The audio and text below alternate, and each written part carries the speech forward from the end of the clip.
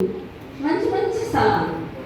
ఈ Clarence Jones మాత్రము ఎంత ఇంటీరియర్ ప్లేస్కి వెళ్ళాడో నేను అటువంటి ఇంటీరియర్ ప్లేస్కి వెళ్ళలేదు. వీడియోస్ ద్వారా, సిస్టర్స్ మీటింగ్స్ ద్వారా, యూత్ రిట్రీట్స్ ద్వారా మంచి మంచి సంఘాలకే వెళ్ళాను. ఆయన చేసిన దాంట్లో నేను కొద్ది కూడా చేయలేదు. అయితే మా దగ్గర ఒక అక్క ఉంది.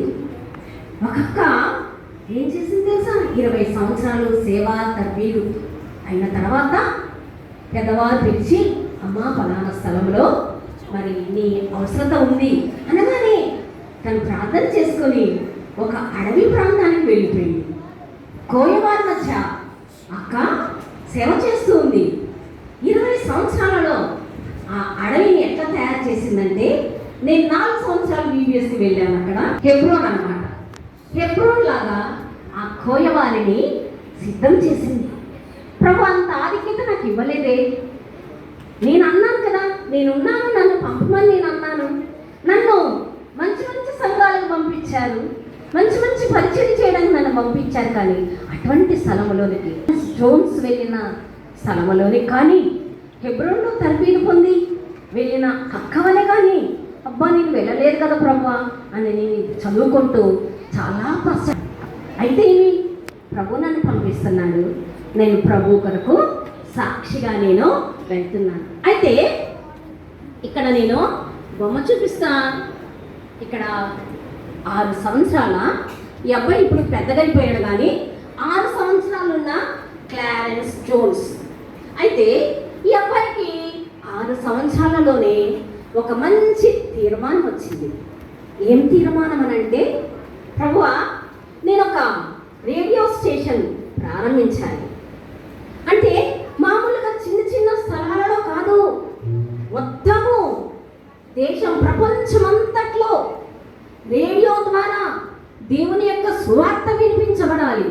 అటువంటి ఆశ ఈ క్లారెన్స్ జోన్స్కి చిన్నతనంలోనే ఉంది. అయితే వీళ్ళు సౌత్ అమెరికాలో ఉండేవారు అన్నమాట. ఈక్వెడార్ అనే స్థలంలో ఉండేవారు. అయితే ఈ అబ్బాయి ఆశ ఎంతవరకు నెరవేరిందనంటే, తను ఎట్లయితే ప్రార్థన చేసుకున్నాడో, చిన్నతనంలోనే తను ఏ విధంగా అయితే తీర్మానం చేసుకున్నాడో, తన ఆశను చివరికి వచ్చేటప్పటికల్లా ఎట్లా చేశాడో మనము చూద్దాం. అయితే ఈ అబ్బాయి 6 సంవత్సరంలోనే తీర్మానం చేసుకున్నాడు క్లారెన్స్ జోన్స్. అయితే వాళ్ళ తల్లి ప్రకటిస్తారు. వాళ్ళు డ్రమ్స్ కొట్టుకుంటూ, వాయిద్యాలు వాయించుకుంటూ, గిటార్ చేస్తూ, ఇవన్నీ చేసుకుంటూ సువార్త వీధులలో ప్రకటించేవారు. అయితే వీళ్ళు సౌత్ అమెరికా ఈక్వెడార్లో నుండి ఒక చిన్న చికాగో అనే పట్టణానికి వచ్చారు. చికాగో అనే పట్టణానికి వచ్చిన తర్వాత వాళ్ళు ఒక ఫ్లాట్లో ఉన్నారు. ఆ ఫ్లాట్ కూడా చాలా చిన్నది. కింద భాగంలో వాచ్మెన్ ఉంటారు కదా, ఫ్లాట్ కీపర్ ఉంటారు కదా, అట్లా వాళ్ళ నాన్న ఫ్లాట్ కీపర్గా పనిచేస్తూ వచ్చాడనమాట. అయితే పనిచేస్తున్న సమయంలో ఎప్పుడు సాల్వేషన్ ఆర్మీ వాళ్ళు, సువార్త దళం వాళ్ళు సువార్త కొరకే పిలుస్తూ ఉంటే, వాళ్ళ నాన్నతో పాటు వాళ్ళ అమ్మతో పాటు తను కూడా వెళ్ళి అన్ని డ్రమ్స్ని వేయడము, గిటార్ వాయించడము, తర్వాత ఫ్లూట్లు వేయడము, ఇవన్నీ నేను చూస్తూ ఉన్నాడు. తనకి ఎక్స్పీరియన్స్ ఏమీ కానీ లేదు, అనుభవం ఏమీ కానీ లేదు. ఎక్కడా కూడా ఆయన తర్బీదు పొందనివాడిగా ఉన్నాడు. అయితే 12 సంవత్సరాలు అయినాక వాళ్ళ నాన్న చెప్తూ ఉన్నాడు అనమాట, సరే నువ్వు మాతో పాటు వచ్చావు కదా, మేము కూడా దాంట్లో సాల్వేషన్ ఆర్మీలో మేము కూడా పనిచేస్తున్నాం కదా, సువార్త దళంలో చేరాలి. అప్పుడు చూడండి, ఈ యొక్క క్లాస్ వెళ్ళాడు. వెళ్ళి వాళ్ళందరి మధ్యలో సువార్త ప్రకటిస్తున్నాడు. పాటలు పాడేటప్పుడు మంచిగా వాయిస్తున్నాడు. అంతేకాదు ఫ్లూట్ తీసుకొని అది మరి ఆయన పాడుతూ వచ్చాడనమాట. పాడుతూ వచ్చాడు. సువార్త దళంలోనికి, సాల్వేషన్ ఆర్మీలో ఆయన చేరిపోయాడు.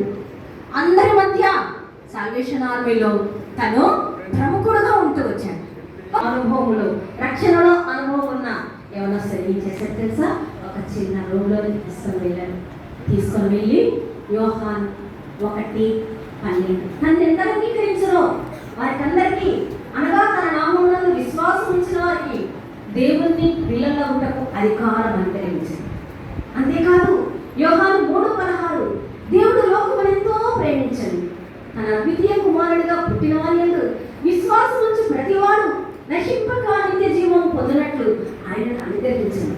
అంతేకాదు నీవు మారుమనసు పొందితే నీవును నీ కుటుంబము రక్షించబడతారు. అపొస్తలుల కార్యము 16:31 ఈ వాక్యాలన్నీ చెప్పి ఆయనను బలపరుస్తూ వచ్చిన తర్వాత ఇంకా ఏం చేస్తున్నాడు తెలుసా? క్లారెన్స్ జోన్స్ వెంటనే ఇప్పుడు నేను రక్షించబడ్డాను, నాకు ఏం రాసుకున్నాడంటే నాకు కొన్ని లేఖనాలు చెప్పరా ఆయన ఎవరొస్తుంది దగ్గర అడిగాను.